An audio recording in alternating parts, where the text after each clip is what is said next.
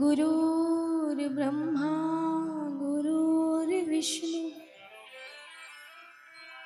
गुरुर्देवो महेश्वर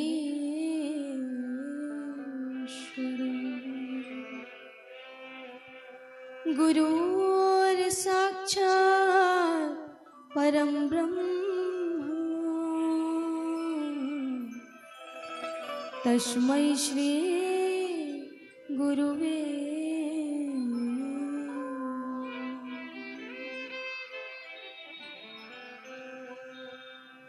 वर्णानामर्थसंहारं रसानां छन्दसामपि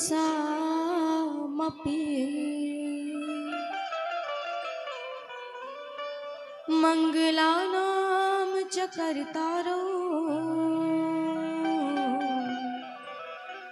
वन्दे वाणी विनायक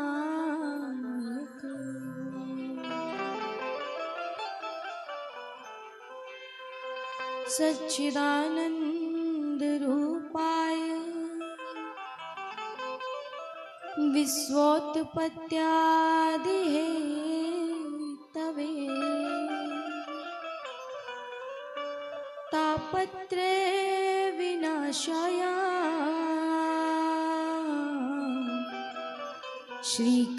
श्रीकृष्णाय वयं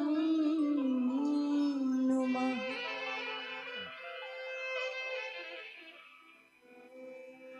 नारायणं नमस्कृत्य नरं चैव नरोत्तमं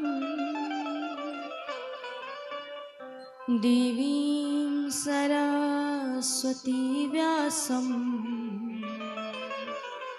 ततो जयमुदीरये।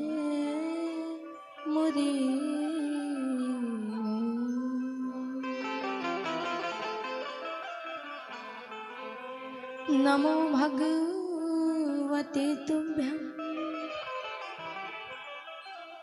वासुदेवाय धीमहि प्रद्युम्नाय निरोधाय नमः संकर्षणाय च।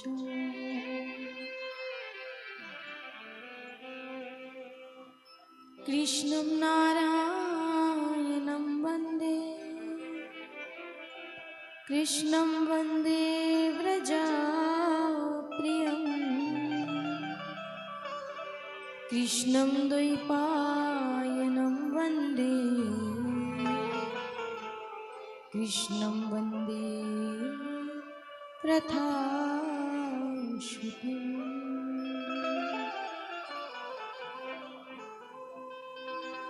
भवानी शंकरौ वन्दे श्रद्धा विश्वासरूपिणौ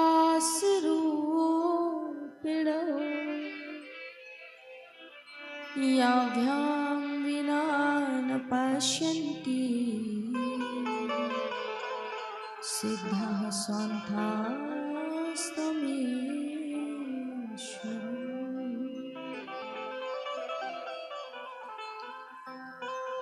मनोजवं मारुततुल्यवेगं जितेन्द्रियं बुद्धिमतां वरिष्ठं वातात्मजं वानरयूथमुख्यं श्रीरामदूतं शरणं प्रपद्ये।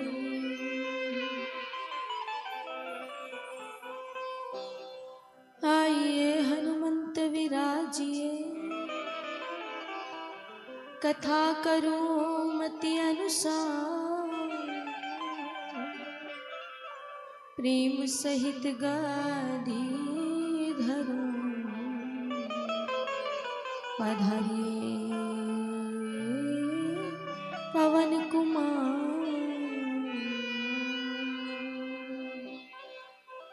सब द्वारन को छाड़ के मैं आई तेरे द्वार।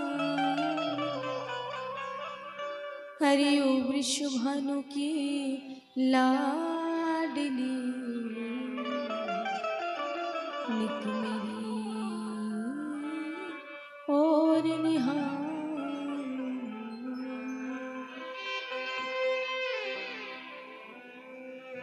जय जय श्री राधा रमण, जय जय नवल किशोर,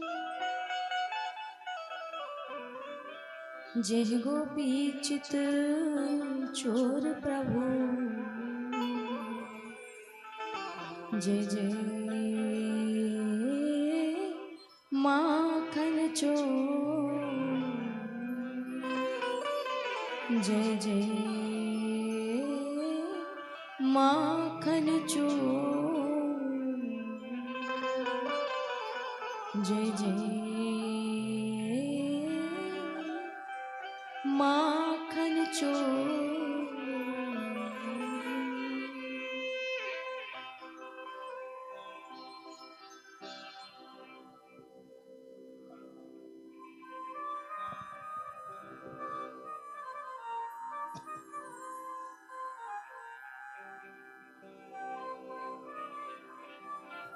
श्री राधे, आइए आज की इस परम पावन वेला में प्रवेश करें। उससे पूर्व इस मन और वाणी को पवित्र करें। सर्वप्रथम हरि नाम संकीर्तन करते हुए। किशोरी सुंदरी श्यामा, किशोरी सुंदरी श्यामा, तू ही सरकार मेरी है। किशोरी सुंदरी श्यामा, तू ही सरकार है मेरी। किशोरी सुंदरी श्यामा, तू ही सरकार मेरी है। किशोरी सुंदरी श्यामा, तू ही सरकार है मेरी। नहीं है और से मतलब, नहीं है और से मतलब, फकत एक आस तेरी है। नहीं है और से मतलब, फकत एक आस तेरी है।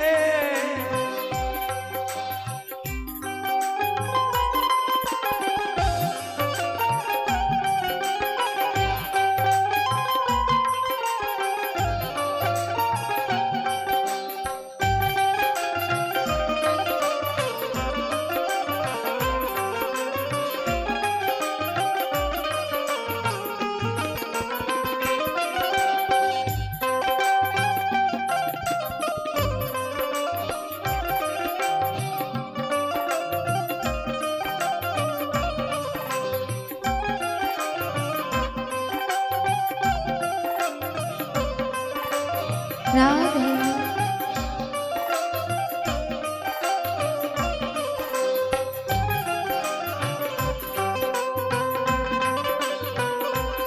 श्री राधे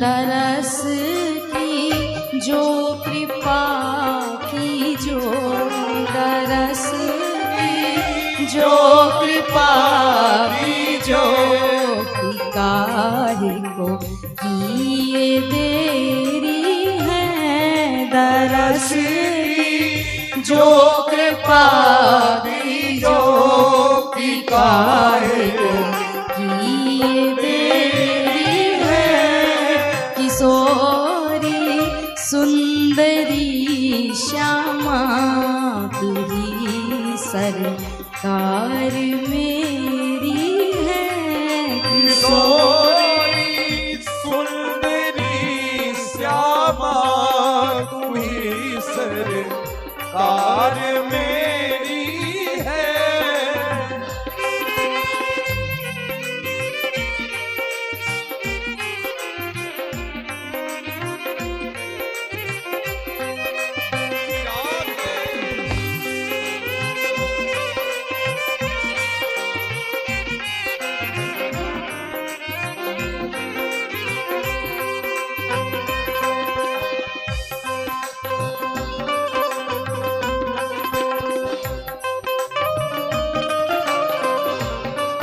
श्री राधे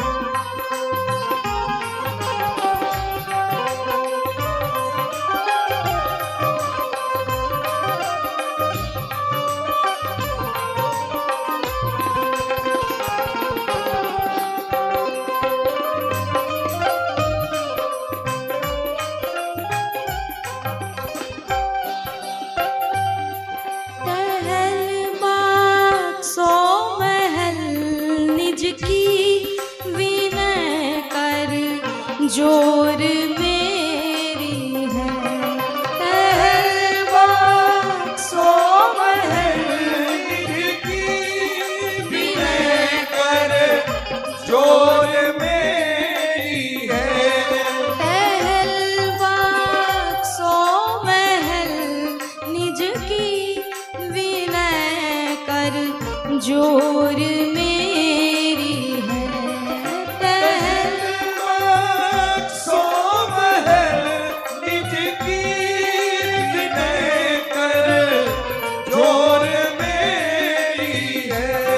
सरस यह माधुरी दासी सरस यह माधुरी दासी सरस यह माधुरी दासी सरस यह माधुरी दासी तेरे चरणों की चेरी है सरस यह माधुरी दासी तेरे चरणों की तेरी है।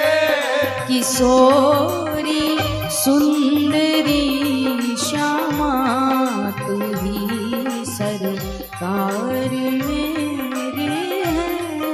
किशोरी सुंदरी श्यामा तू ही सरकार मेरी है।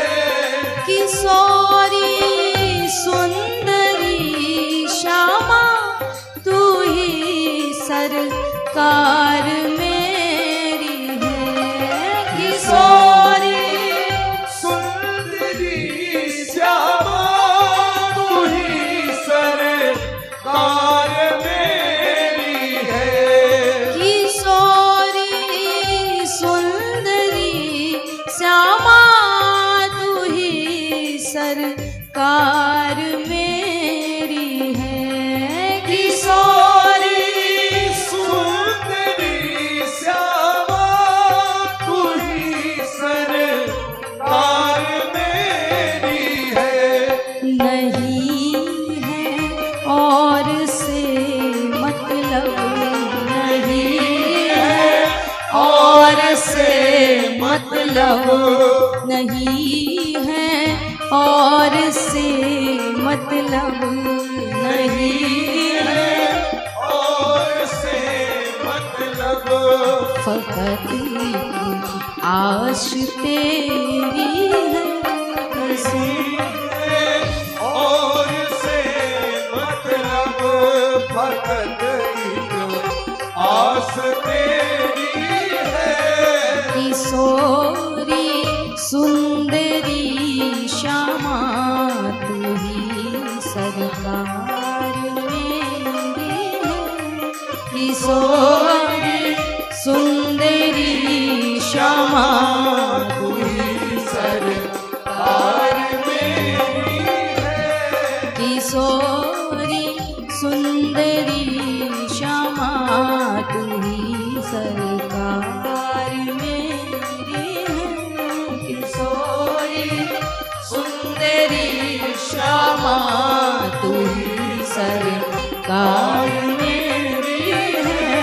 तू ही सरकार मेरी है। तू ही सरकार मेरी है। तू ही सरकार मेरी है। तू ही सरकार मेरी है। तू ही सरकार मेरी है। तू ही सरकार मेरी है। किशोरी सुंदरी श्यामा तू ही सरकार मेरी है। नहीं है और से मतलब नहीं है और से मतलब फकत एक आश तेरी है। किशोरी सुंदरी श्यामा तू ही सरकार मेरी है। श्री बांके बिहारी लाल की, राधे रानी सरकार की, श्री हनुमान जी महाराज की, श्रीमद् भागवत महापुराण की। जय जय श्री राधे, जय जय श्री राधे, जय जय श्री राधे।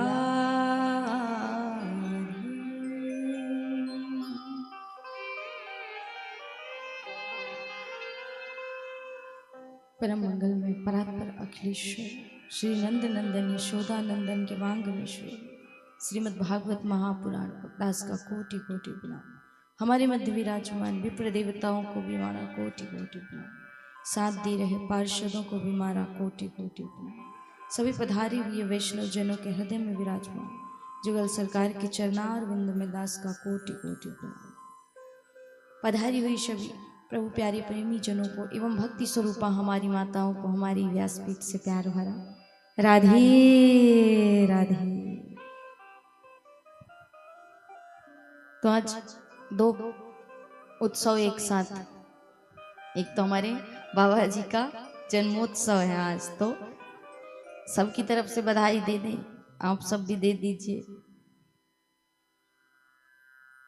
बाबा जी को जन्म दिवस की अनंत मंगलमय शुभकामनाएं ऐसे निरंतर ये अपने जीवन में आगे बढ़ें और इनका आशीर्वाद हम सभी के जीवन पर भी बने। इसलिए कामना करते हैं ईश्वर से, इस पीठ से, कि सदैव इनको स्वस्थ रखें, कुशल मंगल रखें और ऐसे ये हम सब पर अपनी कृपा बनाए रखें। क्योंकि आज इनके ही मार्गदर्शन में हम सब इस कथा को श्रवण पान कर रहे हैं, इनके ही आशीर्वाद से और इनके ही द्वारा सुंदर सतचंडी यज्ञ का भी हम लाभ ले पा रहे हैं। तो ऐसे जो हमारे पूर्वज होते हैं, ऐसे जो हम पर कृपा करने वाले संत होते हैं, गुरु होते हैं, उनकी कृपा यही चाहेंगे कि बाबा जी को इतनी लंबी आयु मिले महाराज के, हमारी भी उम्र हमारे बाबा जी को लग जाए, भगवान ऐसा करें और हमेशा ऐसे ही हंसते मुस्कुराते प्रसन्न रहें, हमेशा स्वस्थ रहें।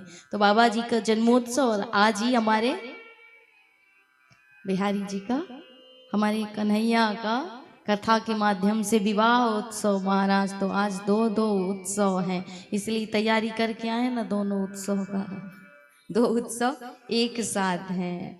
तो आज नृत्य भी ज़्यादा करना पड़ेगा, थकान भी ज़्यादा लगेगी, इसलिए पूरी तैयारी में आए हैं ना भोजन पा करके।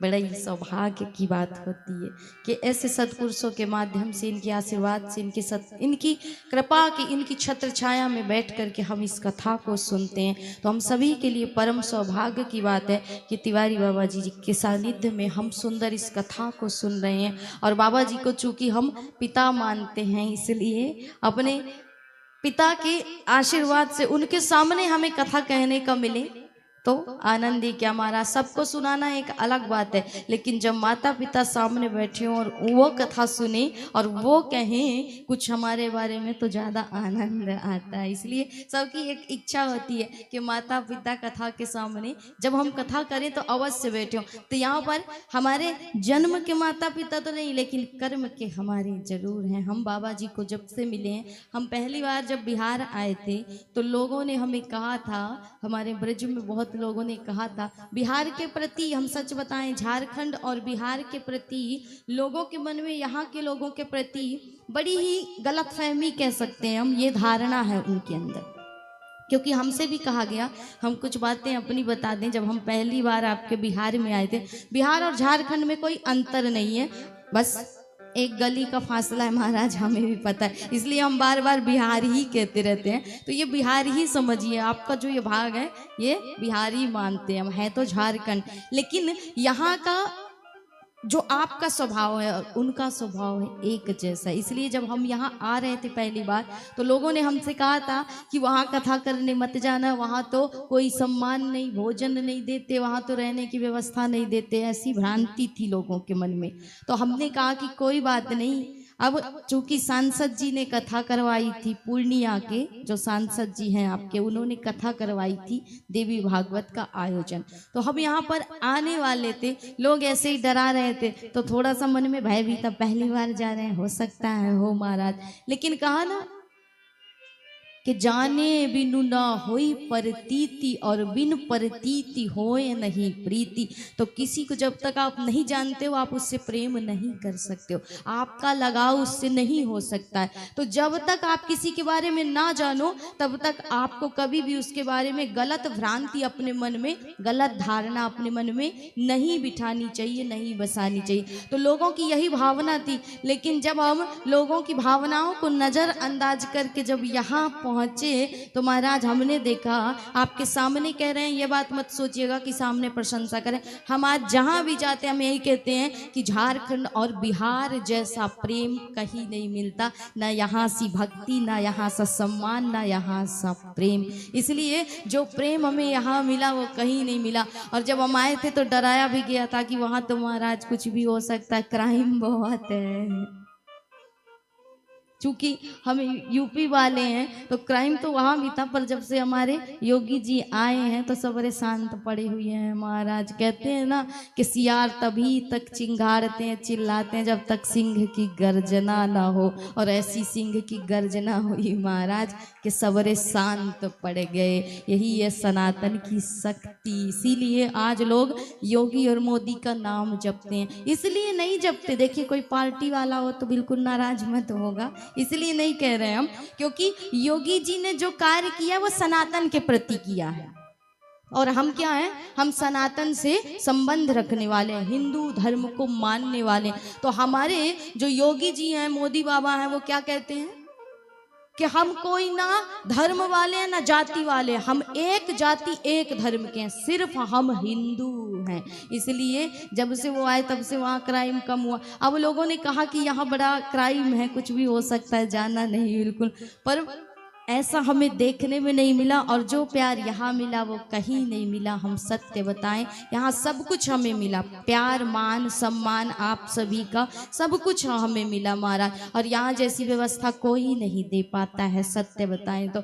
बाबा जी रहते हैं, बाबा जी के सानिध्य में जब हम कोई भी आयोजन करते हैं, कथा करते हैं, तो कहते हैं ना, एक पिता का जब सिर पर आपके हाथ होता है तो आप किसी भी मंच पे बैठ सकते हो, कहीं पर भी आप बोलने की योग्यता रखते हैं। तो आज कहीं ना कहीं मैं मानती हूँ कि बाबा जी का ही आशीर्वाद, जन्म तो मेरे माता पिता ने दिया, उनके संस्कार अवश्य मेरे अंदर है, लेकिन आज कर्म के मेरे पिता यही बने। और ये जब भी मेरे साथ बैठते हैं तो मतलब ऐसा होता है महाराज कि भय तो अंदर होता ही नहीं है। और किसी भी मंच पे, किसी भी जगह पर बाबा जी हमें खड़े कर देते हैं, कहीं भी टकरा जाते हैं हम, ऐसे बन चुके हैं सिर्फ बाबा जी के आशीर्वाद से। तो इनके ऊपर भगवान की कृपा बनी, ऐसे ही निरंतर हम पर आशीर्वाद बनाए रखे, सब पर कृपा बनाए रखे, इनका जीवन दीर्घायु हो, लंबी आयु हो, यही ईश्वर से कामना है।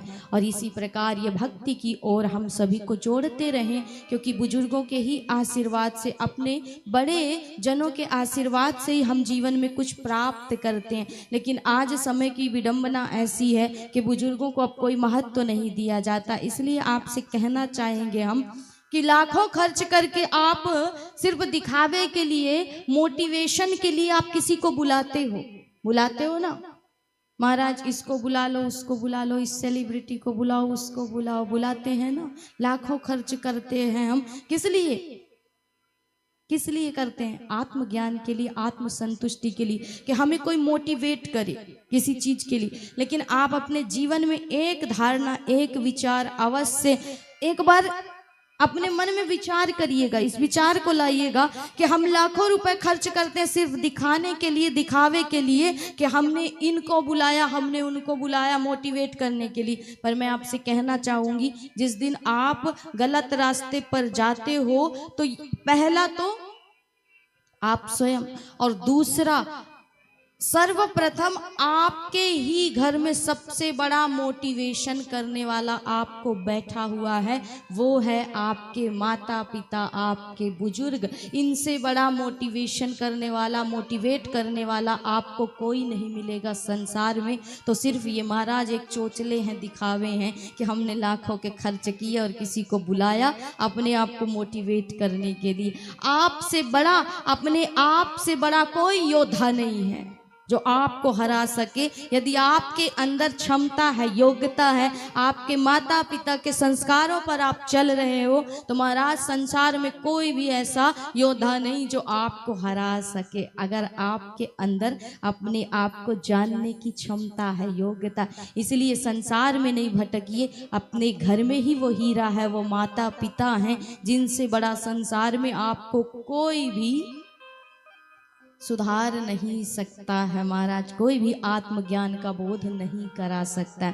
तो चाहे वो हम हो, चाहे हमसे बड़े हो, चाहे हमसे छोटे हो, सबको अपने जीवन में धारणा रखनी है कि मेरे घर में ही मुझे सबसे बड़ा मोटिवेट करने वाला बैठा हुआ है, मुझे बाहर जाने की कोई आवश्यकता नहीं है, क्योंकि माता पिता से बढ़ कर के कोई नहीं होता। कहा जाता है ना, बुजुर्गों के बाल धूप में सफ़ेद नहीं हुए हैं, तजुर्बे से और ज्ञान से हुए हैं। इसलिए बुजुर्गों का आशीर्वाद ही हमारे ऊपर कल्याण करता है। द्रौपदी, पांचों पांडव महाभारत में हार जाते, कन्हैया भी ये बात जानते थे, कृष्ण भी ये बात जानते थे कि पांडव हार जाएंगे, मेरे होते हुए भी हार जाएंगे। लेकिन कृष्ण ने क्या किया? द्रौपदी को लेकर के गए, कहा पितामह के पास, बाहर खड़े हैं गए, और जिस छावनी में, जिस टेंट में पितामह जी बैठे हुए थे, रुके हुए थे, वहां पर द्रौपदी को भेजा और कहा कि ऐसा करना, 5 बार इनको प्रणाम करना। एक बार नहीं 5 बार, और जब 5 बार ये आशीर्वाद दे दे तभी फिर रुकना महाराज। तो द्रौपदी जी गई भीष्म पितामह के पास, पितामह को प्रणाम किया। पितामह ने कहा सदा सौभाग्यवती भव। 5 बार ये शब्द उन्होंने कहे, द्रौपदी ने प्रणाम किया। तो पितामह हंसने लगे और कहा कि मुझे सारी बात पता है द्रौपदी, तुझे भेजने वाला बाहर खड़ा हुआ है, बड़ा ही चतुर है, चालाक है। क्योंकि वो जानता है कि पांडव हार जाएंगे महाभारत में, इसलिए पितामह से ही आशीर्वाद दिलवा दिया। किससे? अपने घर के वरिष्ठ बुजुर्ग से, संत से महाराज, और उनसे आशीर्वाद दिलवा दिया कि तू सदा सौभाग्यवती रह। तो अब कौन उसके सुहाग को मिटाने वाला? उस संत की, उस वृद्ध की, उस बुजुर्ग की घर की वाणी सत्य असत्य हो जाती, इसलिए वो वाणी भगवान को सत्य करनी पड़ी महाराज। और फिर पांडवों का लाखों की संख्या में कौरव मिलकर के भी कुछ नहीं बिगाड़ पाए, एक बाल नहीं बांका कर पाए। इसलिए बुजुर्गों का आशीर्वाद सदैव हमारे साथ, हमारे ऊपर काम आता है, इसलिए उनका आशीर्वाद अति आवश्यक। कथा जीवन को सुधारती है और सुधार यही करती है कि छोटी छोटी चीजों से जो हम वंचित हो गए, अपने संस्कारों को भूल गए, उन संस्कारों को अपने आप में धारण करने के लिए ही हम कथा सुनते हैं। कथा कोई कहानी या स्टोरी नहीं है। क्या मानते हो आप? कथा कहानी है? मान लीजिए अगर कहानी मानते हो, कोई स्टोरी मानते हो, तो एक कहानी को कितनी बार सुनोगे? कितनी बार सुनोगे? एक मूवी मान लो चल रही हो, एक फिल्म चल रही हो, कितनी बार देख सकते हो? कितनी बार देखेंगे? कितनी कैपेसिटी होती है मनुष्य की? मनुष्य की सिर्फ क्षमता होती है 3 बार की। 3 से ज्यादा आप किसी चीज में बोर हो जाओगे महाराज, हो जाओगे ना। सिर्फ एक ही चीज में क्षमता इसकी अनगिनत है महाराज, और बहुत बड़ी है। किसमें? दुख को बताने में और दुख का गुणगान करने में। सुख हजारों है जीवन में, कभी उसका ध्यान दिया, उसका गुण गाया? कहा ना, संसार में 80% व्यक्ति इसलिए दुखी है क्योंकि उसके पास जो है वो उसे नहीं देख रहा है, उसके पास जो नहीं है वो उस पे ध्यान दे रहा है। तो हमारे पास जो है यदि हम उस पे ध्यान दें तो हमें हमारे जीवन की सारी समस्याएं समाप्त हो जाएगी। हम क्यों देखने जाए महाराज की पड़ोसी सोने के पलंग में सोता है? हमारे पास लकड़ी का है ना, उसी में प्रसन्न रहिए। क्या पड़ोसी के साथ सोने का पलंग जाएगा ऊपर? ना तुम्हारे साथ लकड़ी जाएगा, ना उसके साथ जाएगा। पर कहा है, एक गीत आपने सुना होगा कि जीते भी लकड़ी मरते भी लकड़ी, देख तमाशा लकड़ी का। जीते भी लकड़ी मरते भी लकड़ी, देख तमाशा लकड़ी का। तो ये तो बताया कि जन्म लिया तब से उसी लकड़ी में ही तुम सोए और मरते तक उसी में जाओगे, अंतिम संस्कार भी उसी में होगा। फिर सोने के पीछे इतना क्यों भागते हो?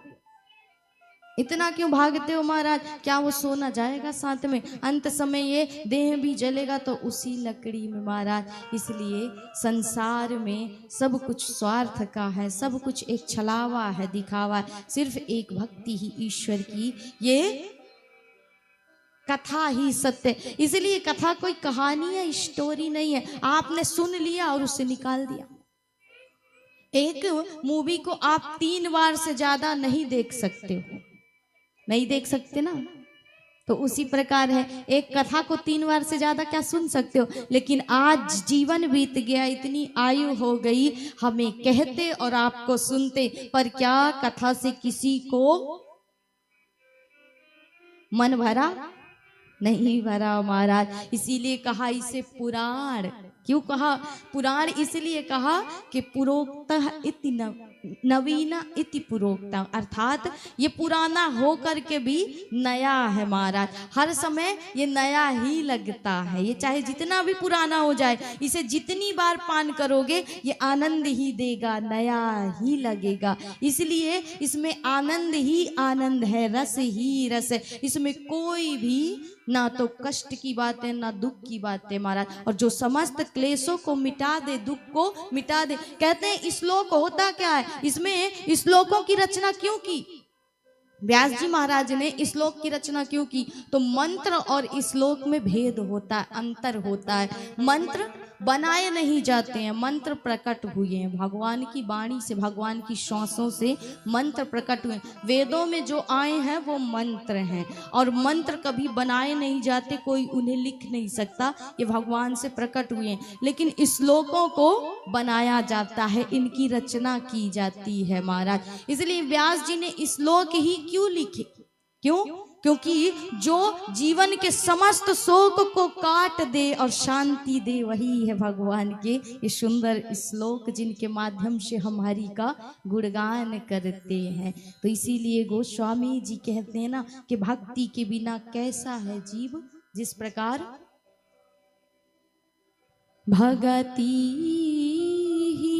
गुण सब सुख ऐसे, भगतिहीन गुण सब सुख ऐसे, भगतिहीन गुण सब सुख ऐसे, भगतिहीन गुण सब सुख ऐसे, लवण बिना बाहु विंजन जैसे, लवण बिना बाहु विंजन जैसे, लवण बिना बाहु विंजन जैसे, लवण बिना बाहु विंजन जैसे, श्री राम जय राम जय जय रामा, श्री राम जय राम जय जय रामा, श्री राम जय राम जय जय रामा। भक्ति के बिना कैसा है जीवन? तो कहा कि जिस प्रकार आप कितना भी स्वादिष्ट भोजन बना लो, यदि उसमें नमक ना हो तो क्या कोई स्वाद होगा? नमक के बिना क्या कोई स्वाद उसमें आएगा? कुछ भी डाल दो, चाहे जितना स्वादिष्ट बना लो, लेकिन बिना नमक के जिस प्रकार भोजन की शोभा नहीं है, उसी प्रकार बिना भक्ति बिना भजन के जीव की शोभा नहीं है। और उस भक्ति के लिए ही ईश्वर के इस समस्त शोक को काटने के लिए ही हम ईश्वर की शरण में जाते हैं, अपने से बड़े बुजुर्गों की शरण में जाते हैं। और मंदिर जाइए या ना जाइए, लेकिन घर में आपके बड़े बुजुर्ग हैं तो उनकी सेवा, उनका सम्मान, उनका आदर कर लिया, उनके चरणों की वंदना कर ली, तो समझ लेना कि ईश्वर की वंदना स्वीकार्य हो गई। भगवान ने आपकी भक्ति को स्वीकार कर लिया, आपको स्वीकार कर लिया। लेकिन महाराज अब समय बहुत बुरा चल रहा है, इसलिए जो सुधार का मौका है यही है। यदि नहीं सुधरे, क्या परिवर्तन लाया है लोगों ने? कभी आपने सोचा हम जो परिवर्तन लाते हैं उससे हमारे आगे आने वाली पीढ़ी की क्या स्थिति होगी? कभी विचार किया? आजकल हमने एक सुंदर आज बात पढ़ी, एक लाइन पढ़ी कि आजकल भोजनों के नाम बड़े विचित्र दे दिए गए। हमारे भोजन जिनका नाम क्या दे दिया गया? आप कभी ब्याह में जाइए तो क्या नाम देते हैं महाराज? वेज कबाब, वेज बिरयानी। आपने कभी सोचा इसके खिलाफ कभी मुद्दा उठाया कि ये जो नाम है हम जाते हैं और हम ये भोजन करते? माना कि उसने लिखा है वेज बिरयानी, वेज कबाब, लेकिन आने वाली पीढ़ी जो हमारी होगी, जो हमारे बालक होंगे, आने वाला जो समय होगा, उसमें आपने कभी सोचा? हम जानते हैं कि ये वेज बिरयानी है, हमने उसके नाम को बदलने से नहीं रोका, लेकिन हमारी जो आने वाली पीढ़ी होगी वो तो महाराज सीधे सीधे मांसाहारी हो जाएगी। वेज कबाब, वेज बिरयानी समझ करके वो तो मांस का भक्षण करने लगेगी। इसलिए दुर्गति यहीं से आरंभ होती कि हम किसी चीज के खिलाफ बोलते नहीं है महाराज, और इसीलिए शायद क्षति हो रही है। कलयुग अपनी चरम सीमा में है और भक्ति अब कोई करना नहीं चाहता, अपने संस्कारों, अपने मार्गों पर कोई नहीं चलना चाहता। सबको चाहिए चमत्कार और चमत्कार को है नमस्कार। जीवन भर करेंगे पाप और अपनी सभ्यता संस्कृति से खिलवाड़। और उसके बाद महाराज जा कर के बाबाओं के चरण में गिरेंगे, चमत्कार कर दो। बाबा भी कुछ सबरे एक जैसे नहीं होते, कुछ ऐसे भी बैठे हुए हैं ढोंगी महाराज, वो भी आते हैं, देखे कि चेला बढ़िया आया माल वाला तो वो भी झूठ मूठ का बताए और तुम्हारा बिगड़ गया, जो बना भी था वो भी बिगड़ गया। इसलिए अपने ही अंदर सब कुछ है, अपने आप को पहचानने का प्रयास करिए। सिर्फ गीता रामायण भागवत उठाइए, इनको पढ़िए। लेकिन समय की दुर्गति ऐसी, कहा जाता था, पहले कहा गया है, स्वयं पुराणों में शास्त्रों में लिखा है, वही दौर आ चुका है कि जूता बिकेगा शोरूम में और गीता बिकेगी सड़क पर। महाराज यही स्थिति समाज की हो गई है। अगर गीता आज भी अपने स्थान में पहुंच जाए तो मनुष्य के ऊपर ये बिगड़ना जो आया है, अपने संस्कारों की क्षति जो कर रहा है अपने सभ्यता की, वो शायद उससे रुक जाए और थोड़ा कलयुग भी अपना प्रकोप खत्म कर दे। कहते हैं कलयुग का सिर्फ नाम है, हमने कलयुग का चोला पहन करके कलयुग का नाम ले करके अपने आप को हम स्वयं दूषित कर रहे हैं, हम स्वयं पाप कर रहे हैं। कलयुग का इसमें कोई दोष नहीं है। कलयुग का अर्थ क्या होता है? कली का अर्थ होता है का अर्थात परमात्मा और ली अर्थात प्रदान करने वाला। तो जिसमें साधारण रूप से सरलता से सहजता से जो ईश्वर की प्राप्ति करा दे वो है कलयुग। लेकिन हम कलयुग का सिर्फ एक ही मतलब जानते हैं कि जो कलह कराए जीवन में दुख दे वही है कलयुग। पर संसार में यदि बताएं आपसे तो सुख दुख नाम की कोई चीज नहीं है, नहीं है। क्यों नहीं है? क्योंकि एक ने कहा कि मेरे सिर में दर्द है, मेरा पति मुझे मारता है, तो दूसरी सोचती है कि ये दुख है तो ये तो मेरे जीवन में भी है।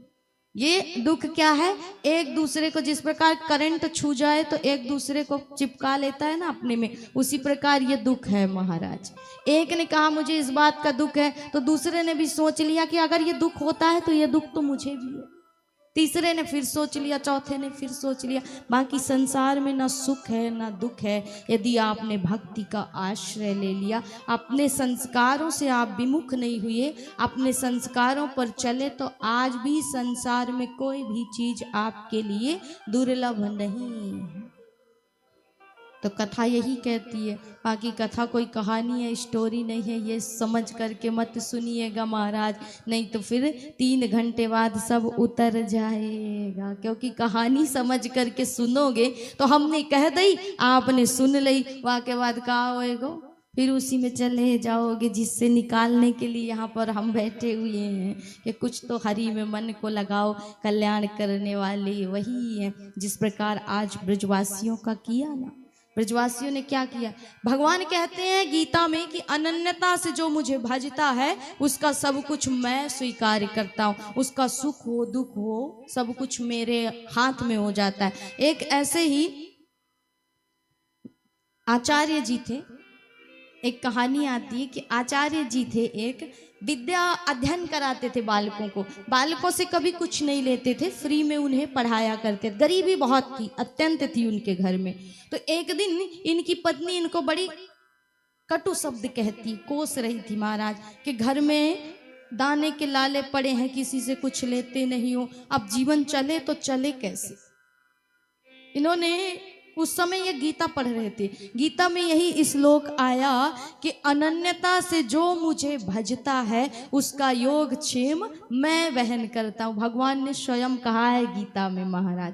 तो उन्होंने देखा उस श्लोक को, तो आचार्य जी के आंसू बह रहे थे महाराज, और उस श्लोक पर पेन चला दिया, लाल कलर का पेन चला दिया। अब वो श्लोक काट दिया और काट करके बंद किया गीता को और चले गए विद्यालय। विद्यालय जब गए तो आचार्य जी चले गए विद्यालय गुरुकुल पढ़ाने के लिए बालकों को। इधर एक नन्हा सा बालक आया बड़ी सारी सामग्री लेकर के महाराज। उस दिन उनके यहाँ चूल्हा जलने की नौबत नहीं थी, दाने दाने के लिए हाथ फैलाना पड़ता था, ऐसी स्थिति थी महाराज। तो आज वो बालक आता है द्वार पर, उनकी पत्नी ने द्वार खोला, कहो बेटा कौन हो? तो बोले गुरुजी ने। गुरुजी कहाँ हैं? बोले विद्यालय चले गए। तुम विद्यालय नहीं गए? कौन हो? बोले मैं गुरुजी के ही विद्यालय में पढ़ने वाला उनका विद्यार्थी हूँ। अच्छा बेटा, क्या काम है बताओ। तो उसने कहा कि आज मेरा जन्मदिन था और मैं गुरुजी के लिए बहुत सारा उपहार लेकर के आया। महाराज इतने अन्न इतने फल लेकर के आए थे कि पूरा भंडार भर दिया। लेकिन जैसे ही पीछे घूमा तो मैया ने देखा और कहा, बालक ये बता कि तेरे पीछे ये चोट कैसी, ये निशान कैसे। बोले कोई और बात नहीं मैया, कल गुरुजी ने मुझे मारा था ना, उसी के निशान पड़े हुए। इतना मारा, ऐसे हो सकते हैं ये? मैंने तो सोचा नहीं, मैं तो बड़ी सरल स्वभाव का समझती थी। आज आए तो बताऊंगी अवश्य। तो अब वो बालक तो चला गया। गुरुदेव जब सायंकालीन लौट करके आए विद्यालय से तो यहाँ पर सारा सामान देखा और पूछी बात, तो उनकी पत्नी ने सारी बात बताई और कहा कि प्रभु आपने उस बालक को इतना मारा क्यों। अब वो भी आश्चर्यचकित कि मैं तो कभी किसी को मारता ही नहीं, मैं बालकों से इतना प्रेम करता हूँ, मैंने तो किसी को मारा नहीं। तो महाराज जा करके उनको स्मरण हुआ कि मैंने गीता के उस श्लोक में लाल पेन चलाया था। जा करके तुरंत दौड़े दौड़े गए, उसे खोल करके देखा तो आज उस श्लोक से भी रक्त निकल रहे थे। तो भगवान एक एक अक्षर में विराजमान है इस श्लोक के, इस कथा के महाराज। और कहते हैं ये बात सिद्ध है कि अनन्यता से जो मुझे भजे उसका मैं सब कुछ स्वीकार करता हूँ। आज सिद्ध कर दिया प्रभु ने। रो रहे हैं, पश्चाताप कर रहे हैं कि प्रभु मुझसे भूल हो गई, क्या किया मैंने आपके ऊपर, इतना बड़ा आपको कष्ट दिया महाराज। तो यदि आप अनन्यता से भजते हो तो भगवान भागवत जी में सदैव सदैव कलयुग में विराजमान है। कहते हैं वो तो भगवान का विग्रह अवतार था जिसको प्रभु ने धारण किया, जो आप मंदिर में दर्शन करते हो, लेकिन ये भगवान का अक्षरा अवतार है। इसलिए भागवत जी के जो काले श्लोक हैं वो ही माना गया है और भगवान ही साक्षात इस विग्रह में समाहित है और भगवान के अक्षर स्वरूप इस विग्रह का नाम दिया गया। आज प्रभु ने वही बताया ब्रजवासियों के साथ लीला करके कि जब तुम मुझे अनन्यता से भजते हो तो सब कुछ तुम्हारा मेरे ही ऊपर होता है। भगवान ने गोवर्धन की लीला की। गोवर्धन कहते हैं किसे, तो कहा गो अर्थात इंद्रियां, वर्धन अर्थात वर्धन का भाव है इंद्रियों में भक्ति और ज्ञान की वृद्धि होना। तो जब जिसकी इंद्रियों में ज्ञान आ जाए, भक्ति आ जाए कि ये मेरा परमात्मा है और इसी के हाथ में मेरी डोरी है, तो फिर क्या होगा कि जिंदगी की डोर सो हाथ दीनानाथ के, महलों में राखे चाहे झोपड़ी में वास दे, निर्विवाद राम राम राम राम कहिए, जाहि विधि राखे राम ताहि विधि रहिए। सीताराम सीताराम सीताराम कहिए, जाहि विधि राखे राम ताहि विधि रहिए। तो जब ये जीवन की डोर उसको सौंप देते हैं ना, तो यहाँ लोग कहते हैं कि महलों का भी वैभव त्याग करके ब्रजवासी आ गए उस झोपड़ी में रहने। महाराज उस वन में रहने लगे, उस वृंदावन में रहने लगे। तो जब ईश्वर के हाथ में डोरी सौंप दी तो यही होता है कि जब हम अपनी इंद्रियों को पूर्ण रूप से इसमें भक्ति और ज्ञान भरते हैं, वैराग्य लाते हैं और ईश्वर पर समर्पित कर देते हैं, तो ईश्वर हमारा सब कुछ स्वयं धारण कर लेता है, उठाता है महाराज। चाहे हमारे जीवन के सुख हो चाहे दुख हो। कहा ना कि दुख में कभी घबराइएगा नहीं, भक्ति करने वाले को दुख अधिक मिलता है, ये बात सत्य है। मीरा जी के चरित्र से ही आप देखिए, जगत में एक मीरा जी से कौन नहीं जानता है, लेकिन मीरा ने क्या किया था, मीरा का क्या अपराध था, सिर्फ यही था ना कि संसार इस देहधारी को पति मानता है, इस हाड़ मांस के शरीर के पुतले को पति मानता है। लेकिन मीरा से कहा गया कि तू बाबरी अपने पति को छोड़ करके उस मूर्ति को पति मानती है। तो मीरा कहती है कि कौन सी गलती कर दी महाराज, सब इस पति को परमेश्वर मानते, मैंने उस परमेश्वर को ही पति मान लिया तो कौन सी गलती कर दी। इसलिए भक्ति के मार्ग में उलाहने हैं, ताने हैं, कठिनाई है, लेकिन जब तक भक्ति नहीं है तब तक ईश्वर मिलन भी नहीं है। जब तक आपके अंदर वो भक्ति जागृत नहीं होती तब तक भगवान से मिलना भी नहीं होता। इसलिए भक्ति करने वाले को कष्ट मिलता है, पर हाँ इतना ध्यान रखिए भगवान उसके साथ हर पग पे होता है। मानो जब कुम्हार मटके को बनाता है और मटके को पकाता है तो बाहर से उसमें थाप तो मारता है लेकिन अंदर से उसे सहारा भी देता है महाराज। उसी प्रकार कहते हैं भक्ति करने वाले जीव पर संकट आए तो अंदर से ईश्वर का सहारा भी होता है। बाहर से संकट तो दिखाई दे रहा आपको, लेकिन अंदर से उसे सहन करने की क्षमता किसने दी? वही मेरे ईश्वर ने, वही मेरे परमात्मा ने। तो भक्ति करने वाले को कष्ट अवश्य मिलता है ये संसार की दृष्टि में, लेकिन जिसको एक बार भक्ति का रंग चढ़ा ना, उसे फिर संसार में कहीं कष्ट दिखाई ही नहीं देता, उसे हर जगह आनंद ही आनंद है। इसीलिए कहा है कि जिसके जीवन में ये सत्संग आ गया महाराज, उसके जीवन में फिर कोई कष्ट है ही नहीं, दुख है ही नहीं, आनंद ही आनंद है। जिसके जीवन में मिला सत्संग है, जिसके जीवन में मिला सत्संग है, उसको हर घड़ी आनंद ही आनंद है। जिसके जीवन में मिला सत्संग है, उसको हर घड़ी आनंद ही आनंद है। जिसके जीवन में मिला सत्संग है, जिसके जीवन में मिला सत्संग है, उसको हर घड़ी आनंद ही आनंद है। उसको हर घड़ी आनंद ही आनंद है।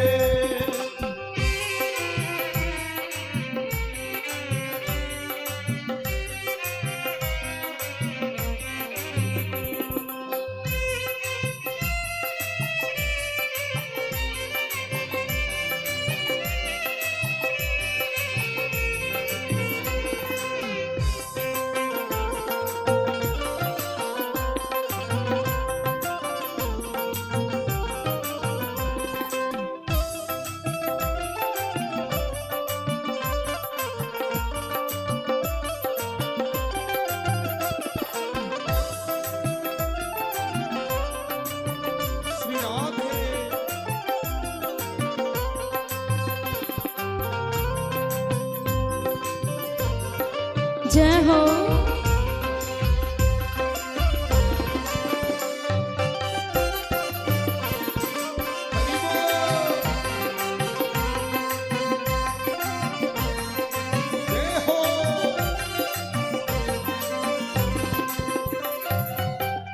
जिसका जीवन सच्चाई में ढल गया, उसके पापों का पर्वत भी गल गया। जिसका जीवन सच्चाई में ढल गया, उसके पापों का पर्वत भी गल गया। जिसका जीवन सच्चाई में ढल गया, उसके पापों का पर्वत भी गल गया। जिसका जीवन सच्चाई में ढल गया, उसके पापों का पर्वत भी गल गया। उसकी रोम रोम में बस गोविंद है, उसके रोम रोम में बस गोविंद है। उसके जीवन में,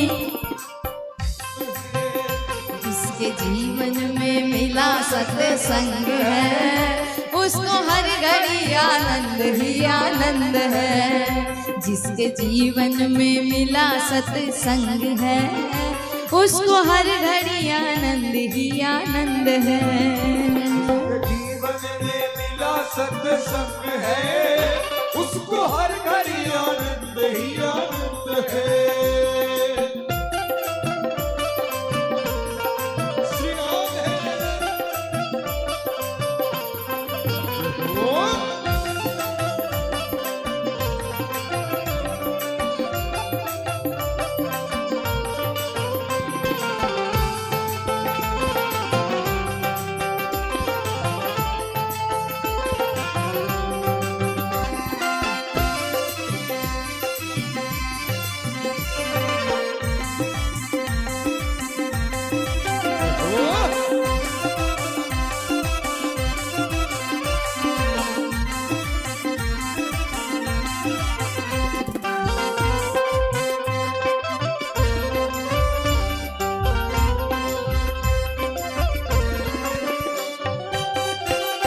जय हो श्री राधे।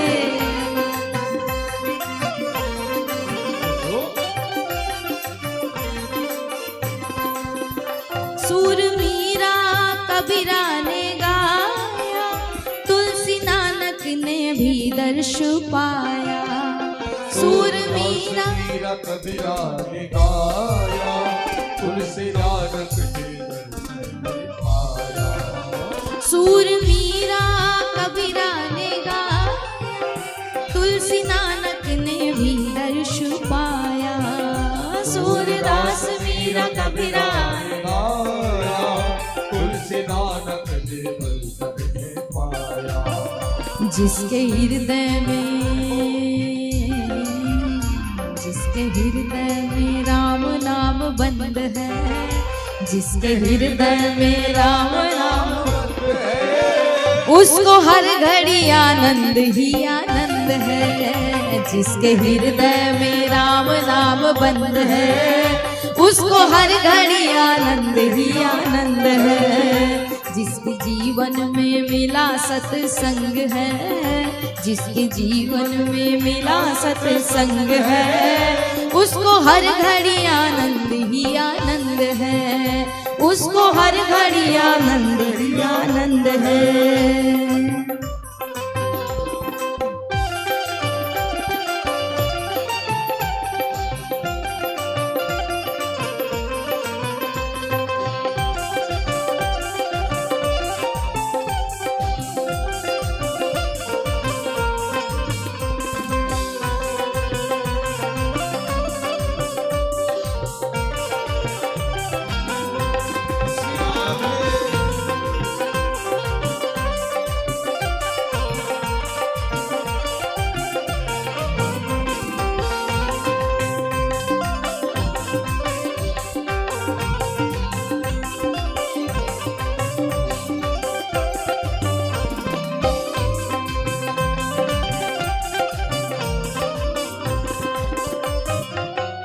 स्वर्ग जाने की इच्छा नहीं है, मुक्ति पाने की इच्छा नहीं है।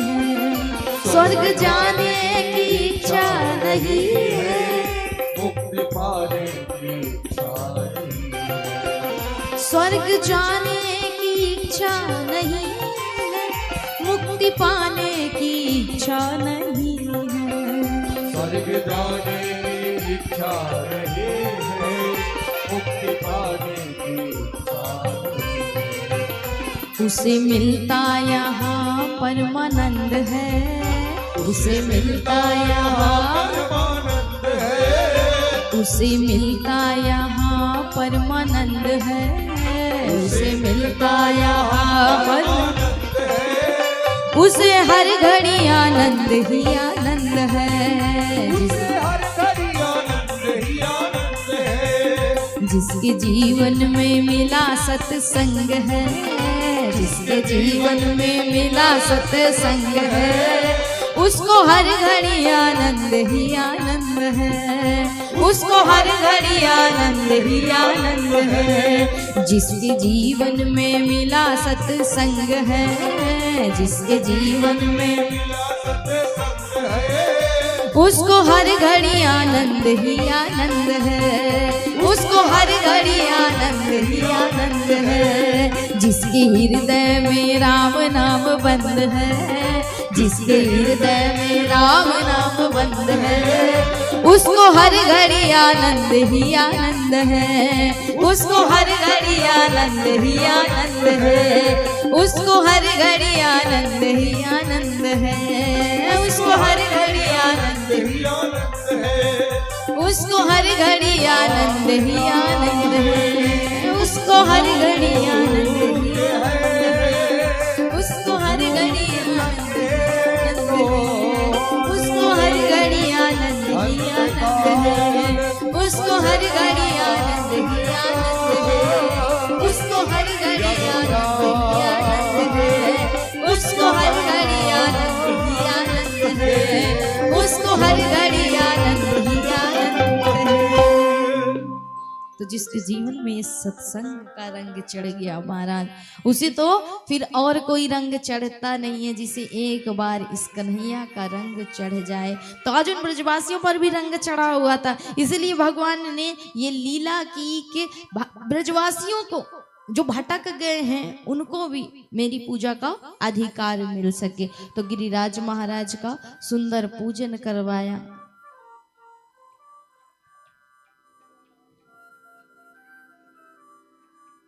सुंदर पूजन करवाया प्रभु ने। अब भगवान एक रूप से भोग पा रहे, एक रूप से ग्वाल वालों ब्रजवासियों के साथ सुंदर परिक्रमा पूजन कर रहे हैं महाराज। अब इसी बीच इतने जोर के जयकारे लगे कि कानों में खबर पहुंच गई इंद्र के। इंद्र ने कहा ये कैसा शोर है? तो नारद जी ने कहा कि महाराज है गई ना तुम्हारी गद्दी खाली, जननंद के 7 बरस के छोरा ने तुम्हारी गद्दी खाली कर दी, तुम्हारी सवरी गद्दी ही खाली कर दी महाराज। अब देखो स्वयं भगवान बन करके बैठा है और तुम्हें बाहर निकाल दिया। इंद्र को बड़ा क्रोध आया कि हमारी गद्दी छीन गई, इसलिए इंद्र ने क्या किया? वैसे भगवान ने यह लीला भी इंद्र के अभिमान को दूर करने के लिए की थी। तो यहाँ पर इंद्र ने क्या किया? मेघमालाओं को आदेश दिया कि जाओ और ब्रज में इतनी वर्षा करो, इतनी वर्षा करो कि पूरा ब्रज ही बह जाना चाहिए। महाराज कहते हैं कि ब्रज में लगातार 7 रात्रि और 7 दिन पर्यंत इतनी वर्षा, इतनी घनघोर वर्षा, हाथी के पैर होते हैं ना उस समान बूंद गिरे थे। जिस प्रकार प्रलय के समय जब वर्षा होती है तो बूंद गिरते हैं, वैसे ही वर्षा करवाई थी इंद्र ने ब्रज में। लेकिन ब्रज में जब इंद्र ने वर्षा करवाई तो भगवान ने क्या किया? ब्रजवासी सबरे घबरा गए, गोविंद हमें बचाओ, कन्हैया हमें बचाओ। भगवान ने कहा बिल्कुल घबराना नहीं महाराज, आ जाओ सबरे गिरिराज की छत्र छाया में। और भगवान ने अपनी इकन्नी उंगली के नख पर, छोटी उंगली के नख पर 7 रात्रि और 7 दिन पर्यंत भगवान ने गिरिराज महाराज को धारण कर लिया। 7 बरस के कन्हैया और 7 ही दिन और 7 ही रात्रि थी महाराज जब भगवान ने गिरिराज को धारण किया।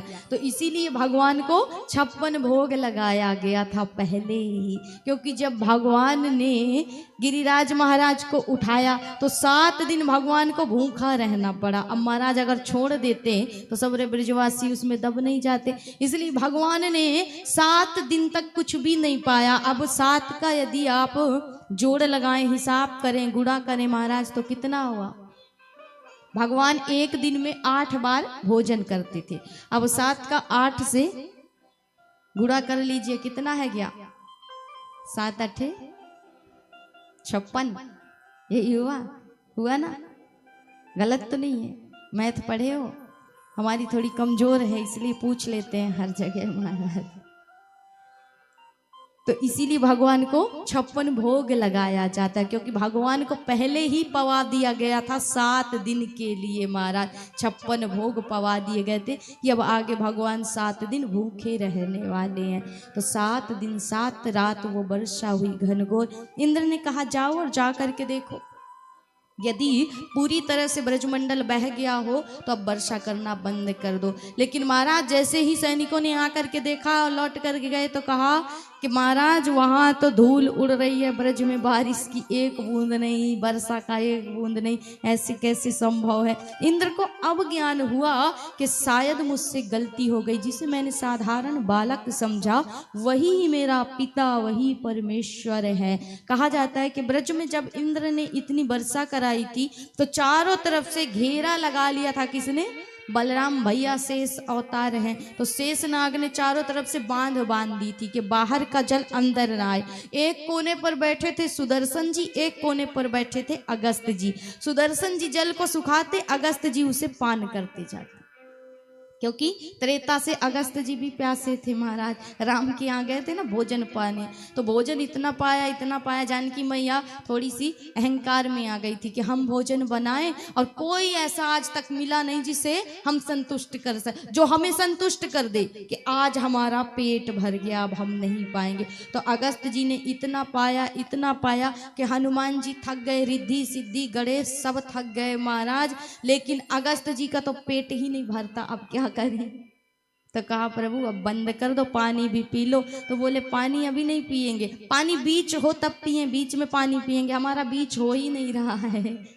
इतना पाए तो बोले कि अब जल्दी तो पी लो। बोले जल इसमें नहीं पिएंगे, अगले अवतार में पिएंगे, जब आप अगला अवतार लेकर के आएंगे तो वहां पर हिसाब बराबर होगा। तो आज अगस्त जी वही जल का पान कर रहे हैं, सुदर्शन जी सुखाते जा रहे हैं, तो ब्रिज में वर्षा की एक बूंद नहीं मारा।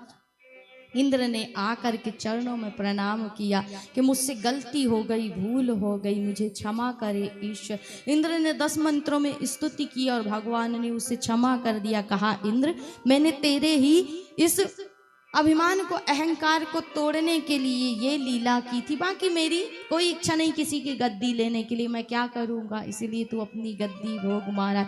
अब यहाँ पर प्रश्न ये उठता है कि ब्रह्मा जी इंद्र से बहुत बड़े, कैसे?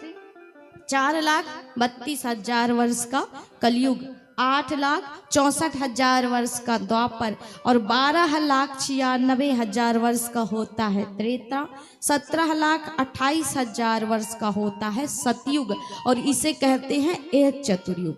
अब जब ये चतुर्युग 71 बार व्यतीत होता है तो एक मनवंतर पूरा हो जाता है और एक इंद्र बदल जाते हैं। तो महाराज इस हिसाब से देखा जाए यदि, तो जब 14 मनवंतर पूरे होते हैं, 14 इंद्र बदल जाते हैं, तब ब्रह्मा जी का एक दिन होता है। और इस हिसाब से ब्रह्मा जी की आयु होती है 100 वर्ष की। अब आप सोचिए कि ब्रह्मा जी इंद्र से कितने बड़े हैं। 14 इंद्र बदलेंगे तब ब्रह्मा जी का एक दिन होगा। तो इस हिसाब से ब्रह्मा जी तो बहुत बड़े हुए महाराज। फिर ब्रह्मा जी को क्षमा नहीं किया और इंद्र को क्षमा कर दिया। बोले दोनों के अपराध में अंतर था महाराज। भगवान कहते ना कि भक्त हमारे पग धरी वहाँ धरू मैं हाथ, और सदा संग लागत फिरूं कबहु न छोड़ू साथ। तो भक्त हमारे जहाँ पग रखे वहीं पर तो हमारा हाथ होता है, उसे कष्ट हो तो पहले मैं खड़ा हो जाता हूँ। इसलिए इंद्र की गलती क्षमा के योग्य इसलिए थी महाराज, क्योंकि ब्रह्मा जी ने जो गलती की, तो ब्रह्मा जी की गलती में क्या हुआ, भगवान के प्राणन से प्यारे ब्रजवासी भगवान से दूर हो गए। लेकिन इंद्र की गलती में जिन ब्रजवासियों को कभी भगवान के दर्शन न मिले होंगे वो भी पास आ गए। इसलिए इंद्र की गलती क्षमा के योग्य थी, पर ब्रह्मा की नहीं थी।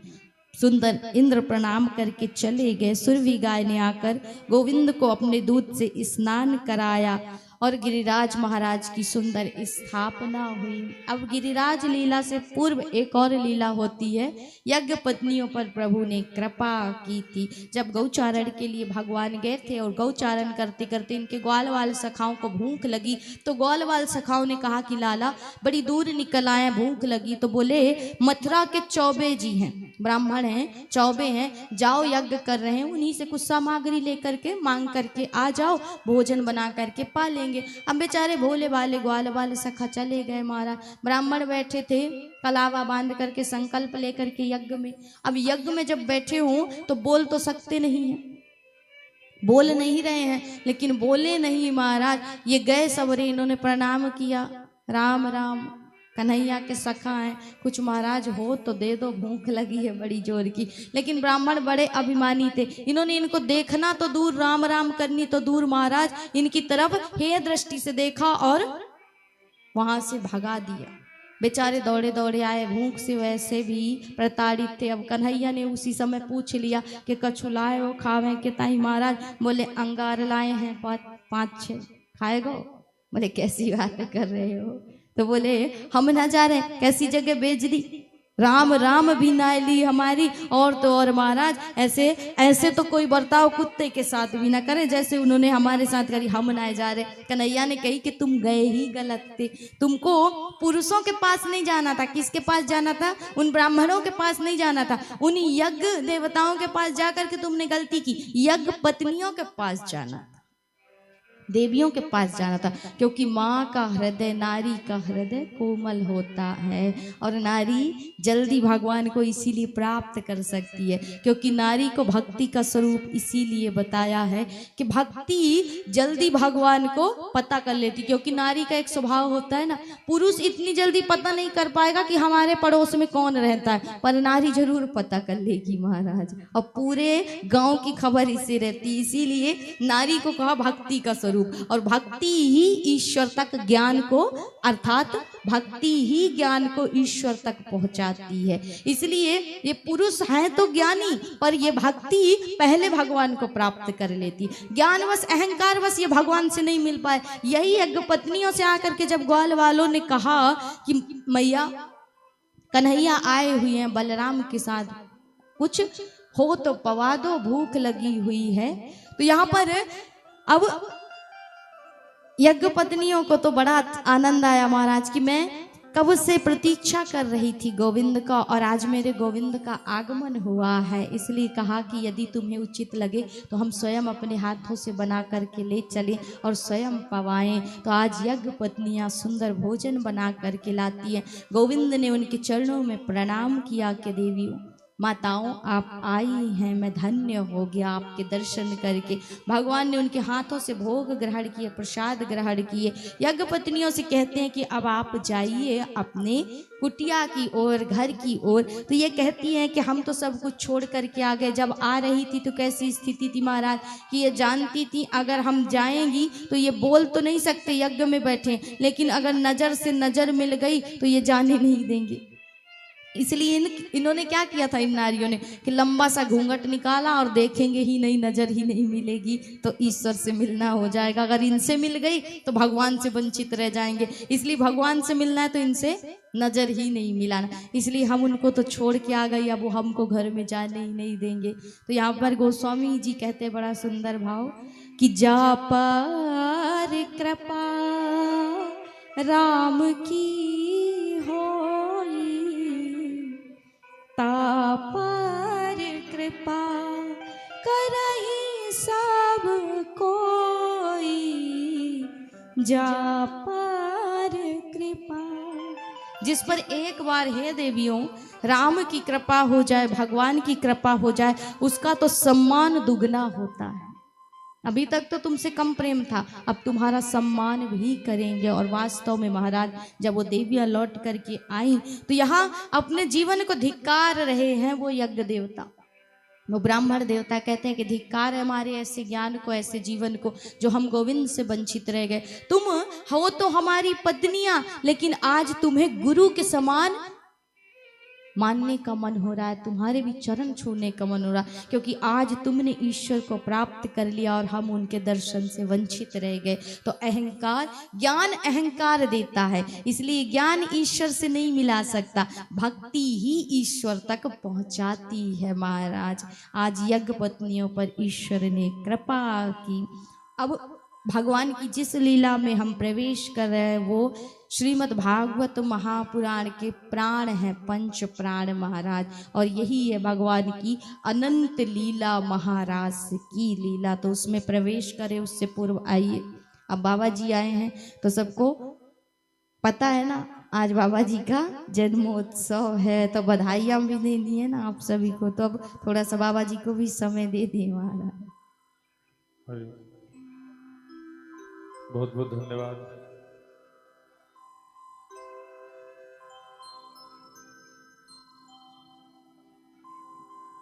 अभी हम लोग के बीच श्री निरंजन सिन्हा जी, जो भारतीय जनता पार्टी के कर्मठ, और शिवम सिन्हा जी के साथ इस महारौर परिवार के द्वारा जो भागवत कथा हो रही है,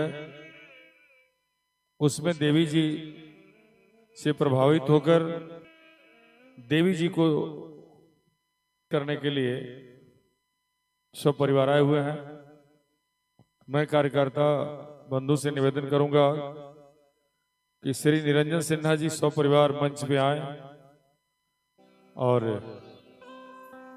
देवी जी से आशीर्वाद प्राप्त करें और उन्हें सम्मानित करें,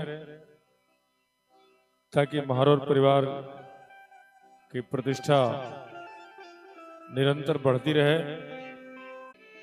अपने पूरे परिवार के साथ श्री निरंजन सिन्हा जी सब परिवार पधार चुके हैं। जोरदार तालियां होनी चाहिए। इन्होंने देवी जी जब देवघर जाएंगी तो इन्होंने देवी जी को देवघर में रुकने की और बाबा के दर्शन की अनुमति मांगी है। मैंने कहा कि मैं कार्यकर्ताओं से बात कर दूंगा कि आप इनकी व्यवस्था कर दें। महारौर परिवार की तरफ से श्री निरंजन सिन्हा जी को बहुत बहुत धन्यवाद, आभार। आप अब समय निकालकर हमारे परिवार के द्वारा किए गए इस पुनित कार्य में आप सम्मिलित हुए। ईश्वर आपके श्री कृपा आप पर बनी रहे, यह महारौर परिवार की शुभकामना है। और आज बाबा जी का जन्म दिवस है, उसके उपलक्ष्य में सिन्हा जी द्वारा बाबा जी को सम्मानित किया जा रहा है। एक बार जोरदार तालियां बजाएंगे और ठाकुर जी से ये कामना नित्य निरंतर हमें बाबा जी का सानिध्य प्राप्त होता रहे हम सभी को।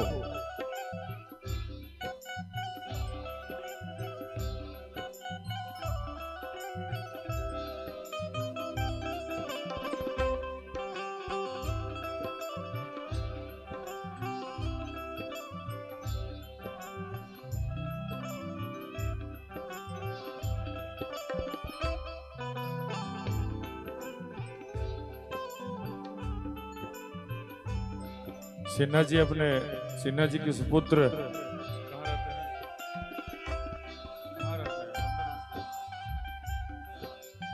लंदन में पढ़ाई करते हैं, लेकिन भागवत की बातें सुनकर अपने पुत्र को इन्होंने कहा कि चलो, निश्चित रूपेण आज लंदन में रहने वाले हमारी भारतीय परंपरा को अपना रहे हैं, हरे राम हरे कृष्णा कर रहे हैं। हम भारतीय गर्व से कह सकते हैं कि हम हिंदुस्तानी, हम भारतीय हैं। हम राम के गुणग्राम, उनके ग्राम के वो ग्रामवासी हैं। हम ठाकुर जी के ग्रामवासी हैं, हम हरिहर के ग्रामवासी हैं, हम नारायण के ग्रामवासी हैं।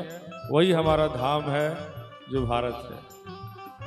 गर्व है हमें हमें हमारे देश पर, हमारे देश की संस्कृति पे।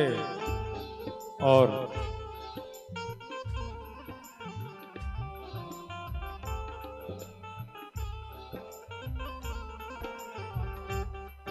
राजेश जी और वरुण जी को भी सम्मानित करेंगे।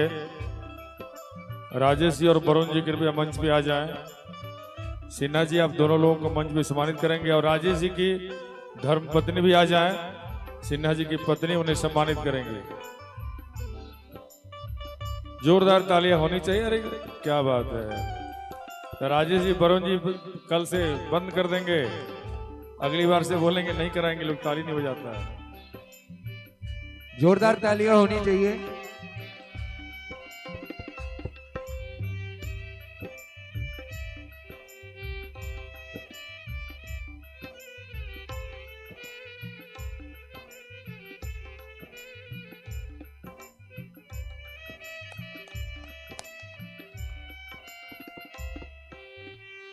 हम बड़े भाग्यशाली होते हैं जहाँ ठाकुर जी का गुणगान हो, उसमें श्रीमद् भागवत कथा हो और देवी जी के द्वारा हो। ये तीनों चीजों का जब समागम हो जाता है तो वो आनंदमय हो जाता है।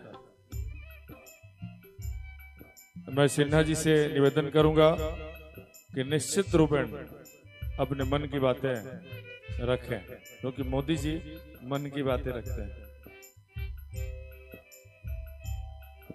चलिए रश्मि मिश्रा जी और हमारे गुरु बाबा जी को मैं सभी यहाँ भागवत में आए हुए सभी महिला एवं बुजुर्ग एवं हमारे गार्जियन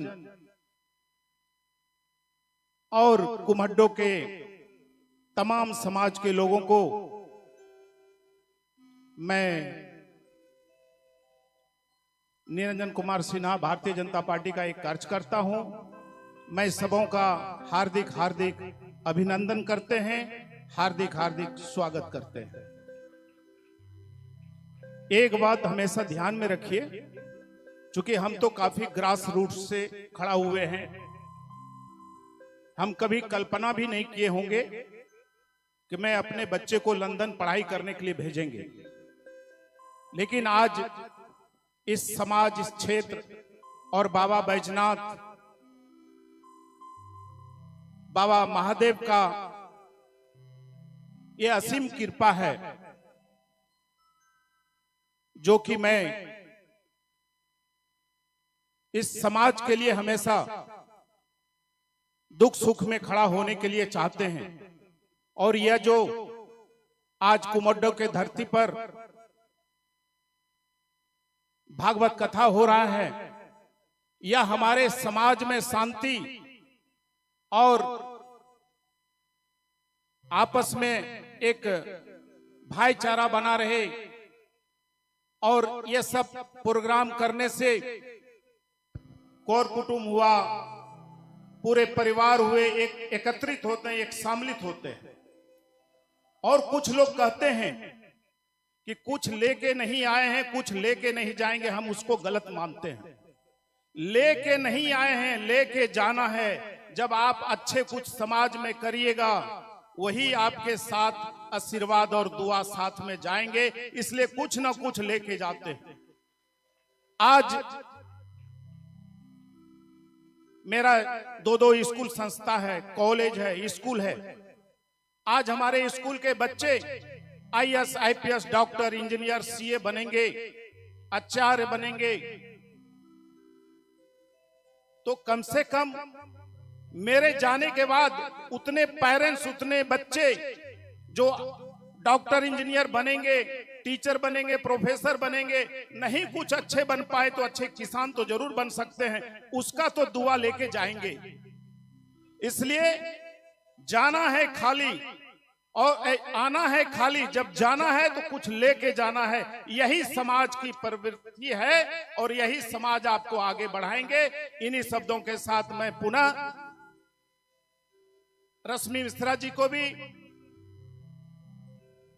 आमंत्रित किए हैं कि यहाँ जो आपकी 21 तारीख को जो आपका यहाँ से आगमन बाबा धाम होंगे, तो मेरे घर पे चाय पिएंगे और बाबा धाम में मधुमाला इंटरनेशनल होटल में आप लोग का व्यवस्था किया गया है, वहां के बाद आप लोग जाइएगा। यही मैं आप सबों से आग्रह करने आए हैं। जय हिंद, जय भारत। बहुत बहुत धन्यवाद सिन्हा जी। मैं ईश्वर से प्रार्थना करूंगा कि आप निरंतर आगे बढ़े और जिनकी हौसला बुलंद हो, जो मनुष्य जीवन में सतमार्ग पे चलता हो, वह निश्चित चाय से प्रधानमंत्री के दौर में जा सकता है। इन्होंने अपनी बात बताई थी कि हमने पान का दुकान किया, कूली का काम किया, लेबर का काम किया, बहुत सारा काम किया। थोड़ा सा भी इनको कोई कहीं शर्म नहीं लगा, क्योंकि इन्होंने एक ही काम नहीं किया जीवन में, चोरी। इसलिए आगे बढ़ गए। अगर ये करते तो शायद आगे नहीं बढ़ते। तो इनका आभार, बहुत बहुत धन्यवाद। और कथा निर्विघ्नता पूर्वक चलेगी। सिन्हा जी घर में ताला लगा के आए थे, घर में कोई नहीं था, इसलिए बीच में देवी जी से क्षमा चाहेंगे। और इसी बीच 3 लोग हैं, उनको भी बुला लें, क्योंकि अब सीधे 8 बजे मंच पे किन्हीं को बुलाया जाएगा। जब दीदी बोलेंगे ना कि संपन्न होता है, उसके बाद इस बीच में क्षमा चाहेंगे। और 3 लोग हैं, उदय शंकर जी सिंह, ग्राम कुआड़ी, जिला पूर्णिया। फूफा जी उदय शंकर सिंह, उदय शंकर सिंह जी, नाम सुनने के बाद तुरंत आ जाएं। इनके बाद उमा शंकर सिंह, ग्राम कुआड़ी, पूर्णिया। उमा शंकर सिंह। इसके बाद ये पूर्णिया हमारे ग्रामीण हैं, क्योंकि हम भी पूर्णिया में रहने लगे तो पूर्णिया वाले को थोड़ा ज्यादा ध्यान देना होगा। और मनीष सिंह, नौनौती, सहरसा। और पूर्णिया से ही हमारे शिष्य आए हैं, कक्कू जी, जो हमारे शिष्य हैं। शिष्य गुरु की परंपरा के अंतर्गत निरंतर उनके घर जैसा मेरा संबंध है, तो उनसे भी निवेदन करेंगे कि आप आ जाएं और देवी जी से आशीर्वाद लें।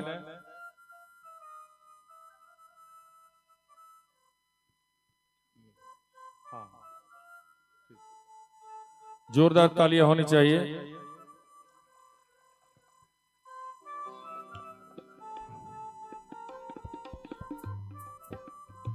और सिन्हा जी के हौसला पे एक दो लाइन हम आप लोगों को बोलना चाहेंगे। पिता को लोग सहज भाव में ले लेते हैं। कहा जाता है कि मां 9 महीने पालती है पुत्र को,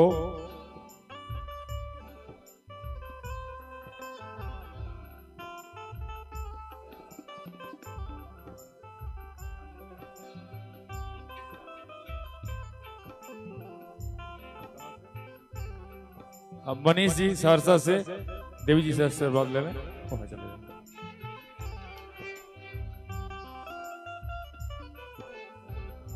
मां 9 महीने पालती है पुत्र को, पिता जीवन भर पालता है। मां सोचती है मेरा पुत्र आज क्या खाएगा, पिता कहता है मेरा बेटा जीवन भर कैसे खाएगा। एक पिता कर्ज लेता है, बच्चों को पढ़ाता है, लिखाता है, फटा हुआ कपड़ा पहनता है, लेकिन बच्चों के चेहरे पे सिकड़न आने नहीं देता है। उसी पिता पे 4 पंक्ति है कि पिता रोटी है, कपड़ा है, मकान है। पिता क्या है? पिता रोटी है, कपड़ा है, मकान है। पिता नन्हे से परिंदों का बड़ा आसमान है। पिता नन्हे से परिंदों का बड़ा आसमान है। पिता है तो घर में प्रतिपल राज है। पिता है तो घर में प्रतिपल राज है। पिता से मां की चूड़ी, बिंदी और सुहाग है। पिता से मां की चूड़ी, बिंदी और सुहाग है। पिता है तो बच्चों के सारे सपने हैं। पिता है तो बच्चों के सारे सपने हैं। पिता है तो बाजार के सारे खिलौने अपने।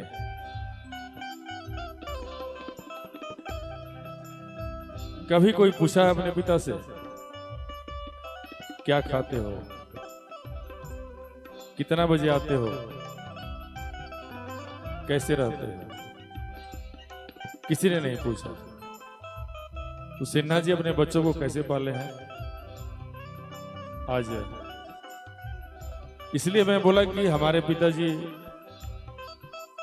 आज ही के दिन, इसी 20 तारीख को मेरा स्कूल में नामांकन हुआ और हमसे वचन लिए थे कि ऐसा कोई कार्य, इसलिए पिता का सम्मान किया।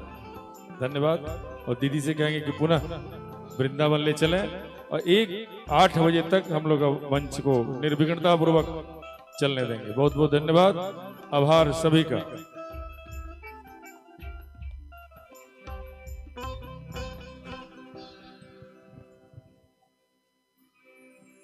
राधे राधे।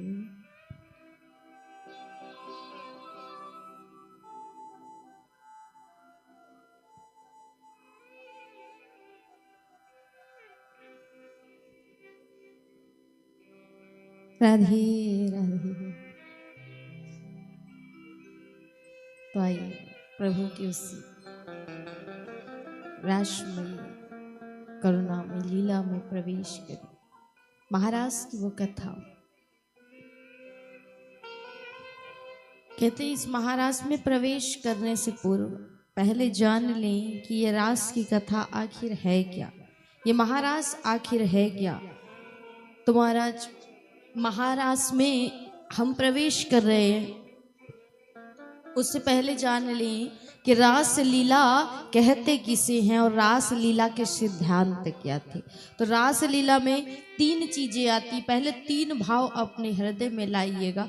जब जो इन 3 तत्वों को, इन 3 चीजों को जान गया वही रास को समझ सकता है, नहीं तो बाकी रास सबके लिए काम लीला ही है। नारी पुरुष का नृत्य ही समझोगे आप, नारी पुरुष का संयोग ही समझोगे। तो नारी पुरुष का संयोग नहीं था, सबके पास होती है। इंद्रियों से कोई भी वंचित नहीं है, विमुख नहीं है। तो क्या इंद्रियां सिर्फ नारियों के पास थी? तो इसे काम लीला कहा गया। और लोग इसमें टीका टिप्पणी करते हैं कि भगवान ने नारियों के साथ काम लीला की थी, रास लीला वही है, भगवान ने नारियों के साथ नाचा था। अब दूसरी बात यह आती है कि इसमें लौकिक काम नहीं है। क्यों कहा? क्योंकि भगवान की उस समय आयु कितनी थी? मात्र 8 से 9 बरस के बीच में। अब 8 से 9 बरस के भगवान और 16 उम्र की गोपियों से लेकर के 40 बरस तक की गोपियां उस रास में थी। अब ये बताइए 8 से 9 बरस का बालक क्या जानेगा कि काम क्या होता है? उसके मन में, उसकी इंद्रियों में क्या काम भाव आएगा? क्या वही जो राम अवतार में राम को वर्ण करना चाहते थे ऋषि